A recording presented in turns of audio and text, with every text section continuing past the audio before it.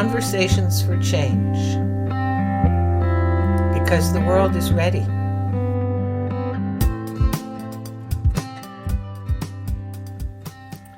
In this episode, I'm exploring the whole question of balance, the idea of the balance between a spiritual and a physical side of life, the balance between the internal and the external, and the balance that's required within a human being in order to hold space, to create room for healing, and to evolve into the mature masculine and feminine aspects of the human psyche within the self. And then what it takes to bring that level of maturity and healing to a human culture, what the evolution of a human culture actually means. There have been a few things rolling around in my head now for the last 4 or 5 days as I've been trying to figure out how to create and shape what it is that's trying to be formed here.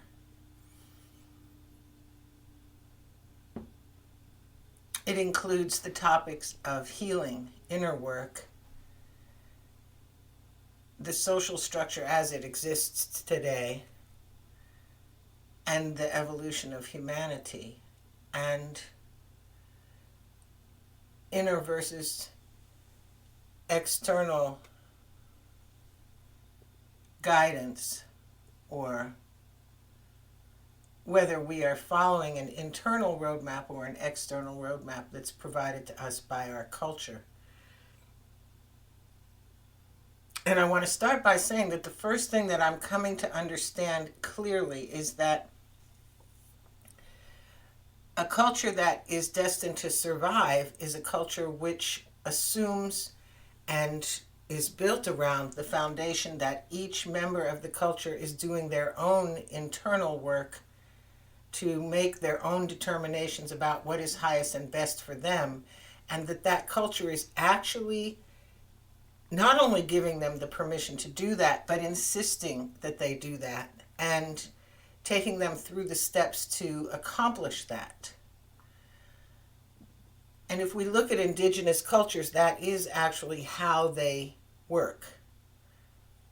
They require each participant or member of the culture to go through their own experiential journey of learning who they are. And they trust that individual's perspective. In fact, they insist that it be trusted. And if that person steps outside of what is considered to be for the highest and best for all, and within the bounds of the larger structure of well-being, then steps are taken to help guide them back, but not in the sense that anyone tells them how to reframe or reshape their own lives, in the sense that they are guided to figure that out. And so they go on a vision quest, or they go through some series of events that take them on an internal journey to discover where they've lost their way and to find their way back. And in the culture that we're in today, we are so far removed from this internal journey that we are literally surrounded by all of the psychosis of the immature masculine and feminine acting out in the larger arena of all of our social structures, from our leaders to our corporations to our media to our medicine to our agriculture, every single area of the world, that to our exploitation of resources. Every single area of how we operate is essentially being run according to the rules of the immature masculine and feminine, which means essentially that every single one of these areas is operating in dysfunction, in psychosis. And the psychosis is overreaction, lack of boundaries, the assumption on the immature masculine side that any choice the masculine makes is the right choice because that masculine energy has made that choice. And the failure on the feminine side, and this is not talking about male and female people, this is talking about archetypes of behavior that are inside and contained within each individual. And on the feminine side, the immature feminine is overreactive, extremist, seeking attention and requiring attention without inner growth, wanting support and to be held and to be nourished and made special without any requirement for them to actually do any of the inner work that makes them a better person. And all of that comes back to a culture that's built on what it looks like from the outside as opposed to what it feels like from the inside.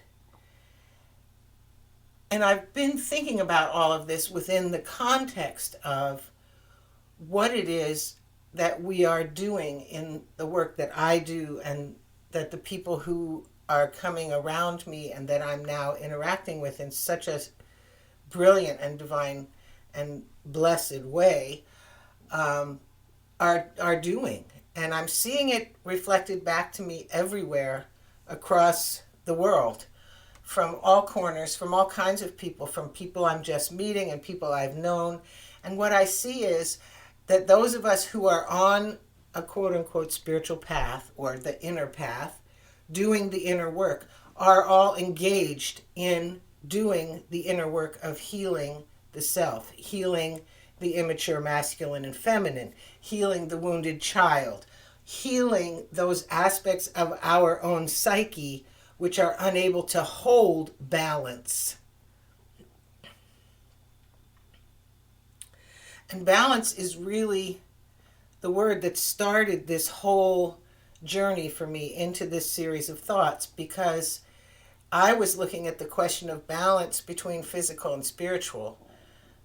And I was looking at how quite often in communities where people are extremely focused on their physical well-being, whether they're nutritionists or organic farmers or weightlifters or bodybuilders or athletes of any kind or specialists in how the body works, myofascial work or massage or chiropractic, that in many of these areas and communities of people who are like the body hackers, life hacks is a big deal. A lot of these people are on a quest, a path of finding optimal health. But when you go into these communities, you find very little talk about the spiritual side, about what it is that we're doing this for, where it is we come from, what our larger container of the physical body is. It's as if on this level of exploring deep health in the physical, the spiritual world has just been set aside. It doesn't exist. And on the other hand, there are a great many people who are on a deep spiritual path. They're doing their inner work. They're discovering how to heal their inner child. They're doing constellation work to rebuild ancestral healing into their family lines. They're healing their children and grandchildren and grandmothers and sisters and cousins and brothers and parents. And they're doing all of this work while still being within the paradigm of the modern medical system in terms of their health care. Now, it's certainly not true. None of this is true across the board or for any individual person. It's just a general observation of things that are visible when I look out into this whole realm. And what I realized is there's a place for balance here.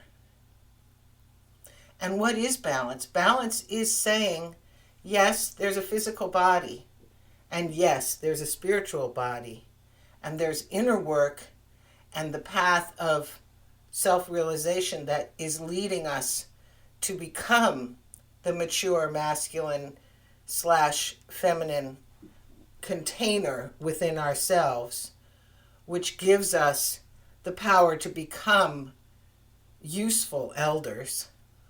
And there's the physical, where there is a great deal of potential for healing, which is now sort of erupting across the world as people understand that the healing that we are all seeking physically comes from within ourselves, comes from restoring the natural vitality and vibrance of our own bodies, which comes from cleansing and detoxing and healthy eating and good sleep and all of these things. It's like it's fascinating to me because I'm so much in both camps. I love both worlds. I'm excited about all of that.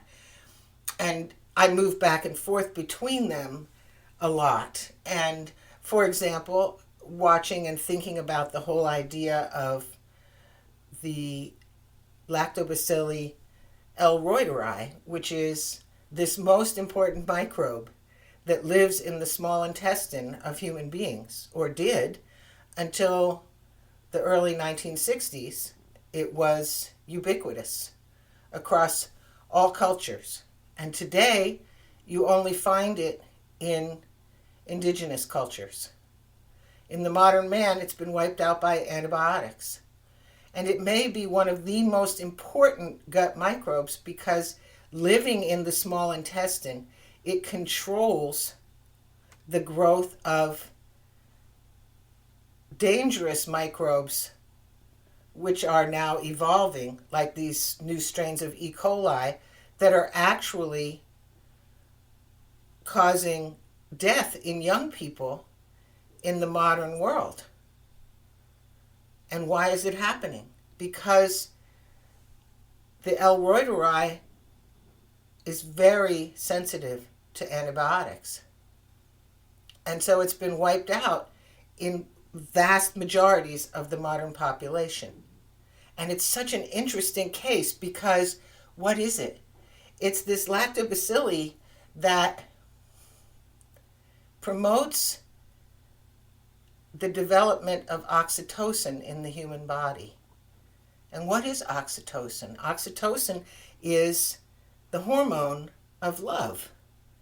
It's what circulates around the heart, and it's what's produced when a woman breastfeeds. It's what happens when parents look at their baby. Their bodies are flooded with oxytocin, unless they have no L. reuteri, in which case their oxytocin levels are extremely diminished, which is the case in the Western world. Recent studies show only 1 in 25 adults have this L. reuteri in their small intestine. The good news is you can make it by making yogurt and eat it and get yourself to have it again. But isn't it interesting that in a world where we're having all these challenges with people relating to each other and being able to hear each other, and we're finding people more and more in this tension world in relationship with other humans, that the one microbe that we need in order to be more relational, to be more loving, to be more patient, and to be more kind, to get that hormone moving in our bodies, is one that we've lost due to the way we have been approaching health. And that's just one example. But when you understand that, and you understand that we have a culture that has attempted to externalize what is an inside job, which is the job of living your life, making your own decisions, and choosing how you will be in the world, then things begin to make a lot more sense. And you begin to understand why it's so critical for us to come to a place of understanding that until we find our own individual way back and find balance between all these different aspects of ourselves and allow ourselves to do the inner work, to feel the pain of the traumas that we have inherited and endured in our own lifetimes, and release them so that we may step into a higher, more evolved version of ourselves and have compassion and be loving and hold space and have boundaries that are set in place such that we don't need to be establishing them all the time. These are all the attributes of the mature masculine and mature feminine archetypes of the psyche, of the human psyche, as defined by Jung, as more recently beautifully elaborated by Elliot Saxby. These are all the places where we as a culture need to do the work in order to bring ourselves back into the alignment that allows us to save ourselves.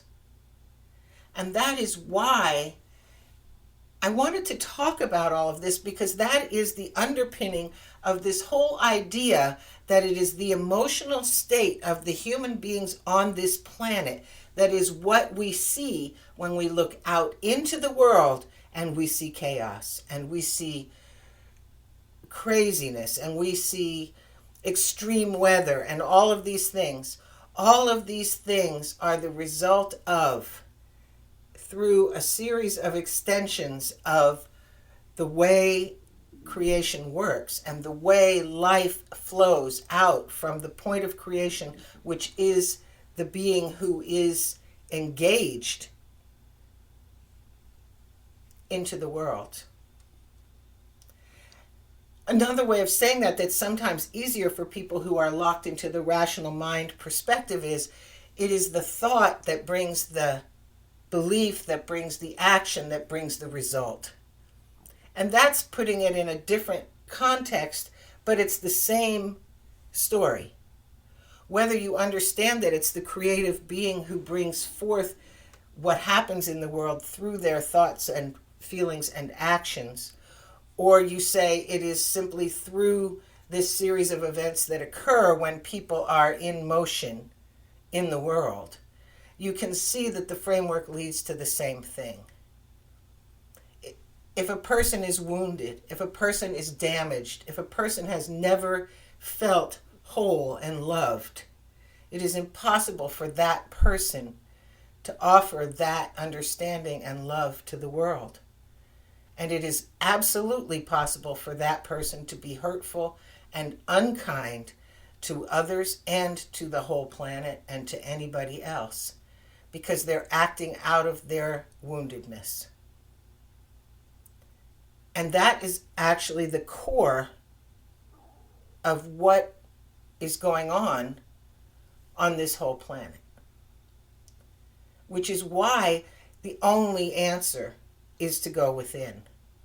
For us to individually find our way to heal so that we can bring forth that energy of the healed, loving, compassionate human being and begin to heal ourselves and the world around us. And it's not an outside job. There is no authority on earth who can make that happen.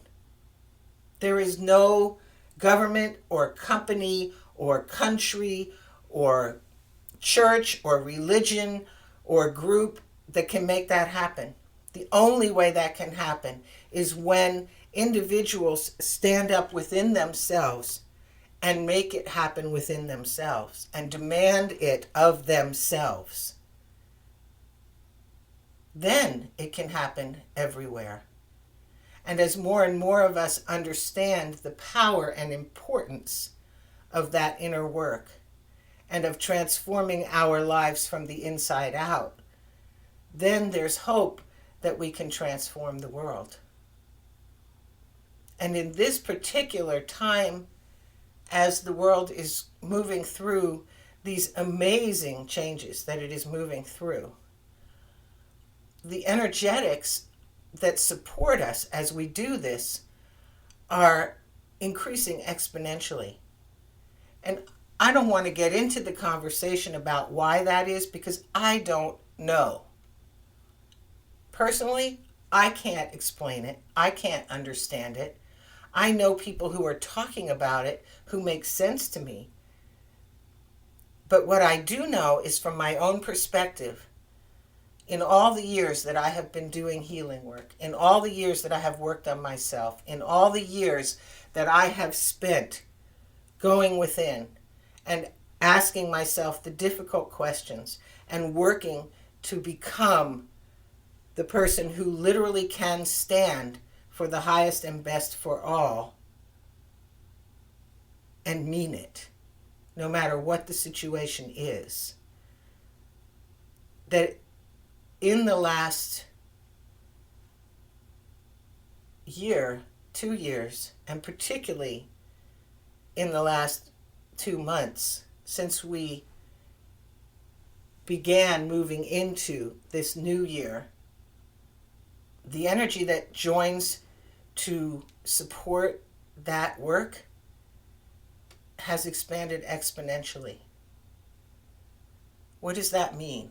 It means literally when I sit down to do my healing work, where I'm sitting with somebody else and they are coming to me because they have some emotional trauma or some, whatever it is, conflict within, something that they need to work on, that they're trying to fix, and they're in a moment where they just need some support.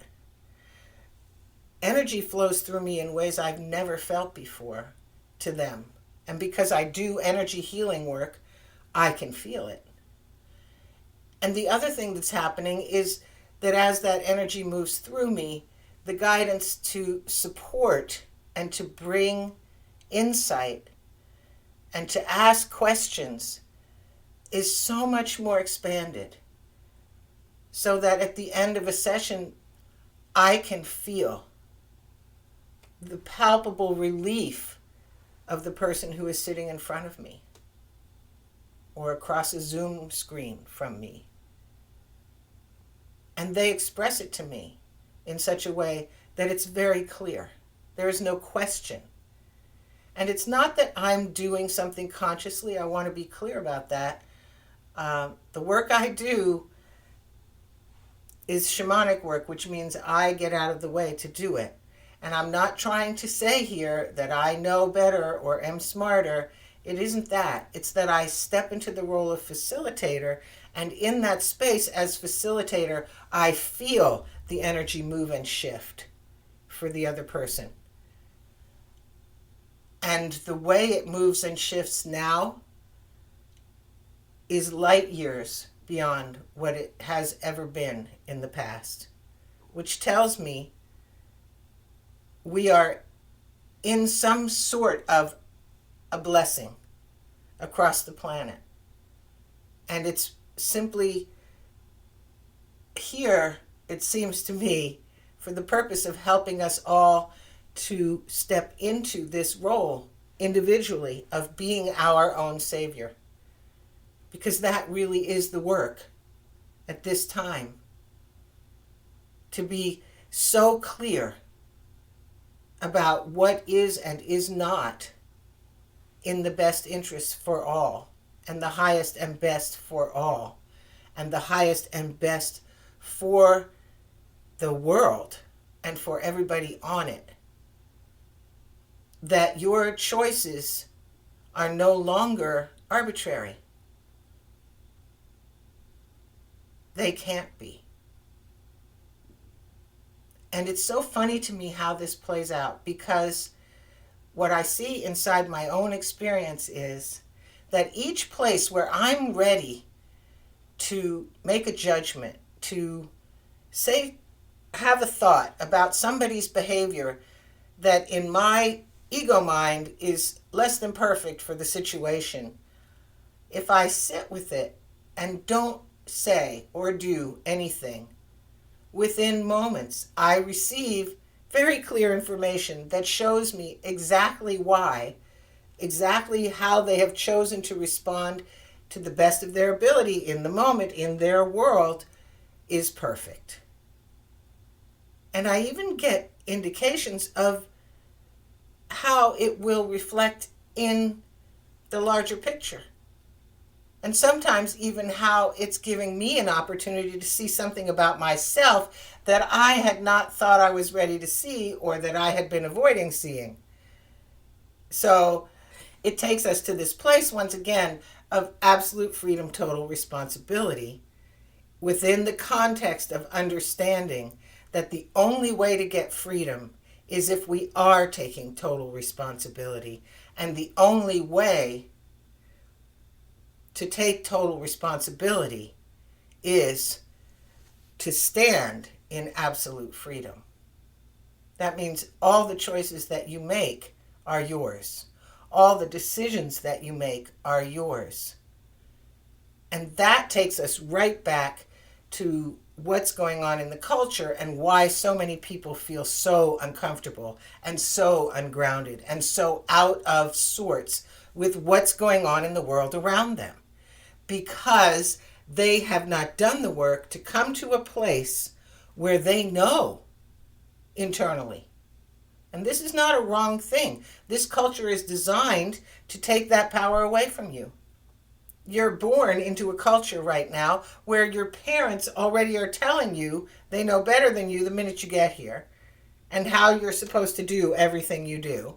And then you go off to school and they do the same thing. And at the end of that 7-year cycle where you are nothing but an open vessel of recording, taking in every single message you're given, you begin to start to walk into the world trying, with all of this recording that you've now assimilated, to discover who you are. It's a daunting task. Now, yes, there's Waldorf school, and there are Montessori, and there are other ways that, and there's homeschooling, and there's people who are raising children to understand that they need to answer their own questions and to help them and encourage them and love them into knowing that they have the power to do that. But in general, most of us didn't have that. Most of us had very difficult upbringings because most of us were raised by people who exemplified the immature masculine and feminine archetypes. That's a lot of healing work to do. And that's why when I look out at the world and I see people talking about dysregulated nervous systems and taking emotional timeouts and stepping away for a moment so that they can find their center and regroup, and looking into how they ended up where they are, I get excited. Because to me, what this means is the real work of healing that needs to happen on this planet is happening. And it also is why I believe that when I began in the last year to really step more wholly into this role of energy healing work, again, after some serious time of absence, and really to own it and to work to grow myself into a more fully expanded version of that, I began to receive such internal validation and so much energetic support and so much support from the whole world around me that I literally came to the place one day where I was sitting just being flooded with ecstatic bliss energy and tears streaming down my face and feeling resonance with this idea that I am finally doing what I came here to do. And those are the kinds of experiences that take us out of the realm of looking outside of ourselves for the authority and into being more trusting of who we have been working to become. It doesn't mean the work's over. It doesn't mean any of us are perfect. It doesn't mean that any of us can tell any other one of us what their road or path is. It doesn't mean any of that. Because the only way forward on this road is together as individuals, as sovereign beings who have decided to come together. Not collapsed into an idea of oneness because it's more comfortable than feeling separated and isolated. But to have come to an idea of oneness as I am here in my sovereign knowing that the only way forward is when I see all of us as one. That is to say, I am you, you are me, not I am you and now let me tell you how it is. It's very different. And I think that's why it's such a delicate balance, because there's no organization, there's no structure that can contain that and hold it and carry it forward for us. We have to do it as individuals. We cannot do it as members of some specific organization, group, religion, whatever you call it. That will never work. It can never work because as soon as the beings who are coming together are no longer sovereign, they are not coming together. They are capitulating and they are letting go of their power rather than bringing their power forward.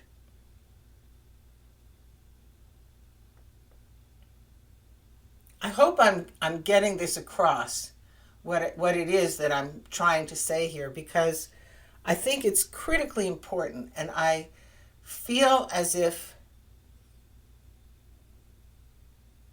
it is the work of this time. The most important work any of us can be doing is our own inner work, healing ourselves, because until we heal, we are useless to the collective. And the collective, the psyche of the collective is already so damaged and so psychotic that the only way to heal it is when we individually are healed and come together as healed individuals. And for me, a huge part of that means we stop looking outside of ourselves for anything. We don't look to the leaders around the world to tell us what to do or how they're doing it or what they're doing. We don't care what they're doing because we know what they're doing is based in psychosis. And it doesn't matter where you look, that's true.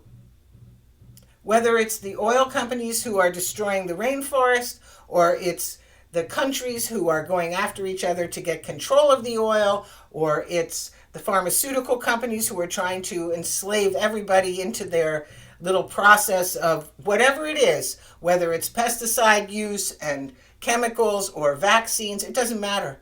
It's all built on a system of psychosis. And once you understand that, it's much easier to step away and step within yourself and ask yourself, what do I need to do to feel whole? What do I need to heal within myself? And it's not hard to find. What's asking for healing will show up the next minute the next person crosses your path and you go into reaction. Because that's a trigger, and a trigger means you have something to heal. As we used to say way back when my kids were little tiny tots, if you're feeling something, you're dealing something. That means you got energy running. If you've got energy running, that's because there's a program running inside of you that needs your attention. Start there. It's an easy place to start. Start looking at it and unpacking it and figuring out what's running you and how to get free. That's the work. And the biggest part of that work is finding your way back to loving yourself enough to do it, and then keeping with it long enough to actually fall in love with yourself first. And when you can do that, we can do anything. You can do anything, I can do anything, and all of us can do anything. But until we get there, we all have work to do.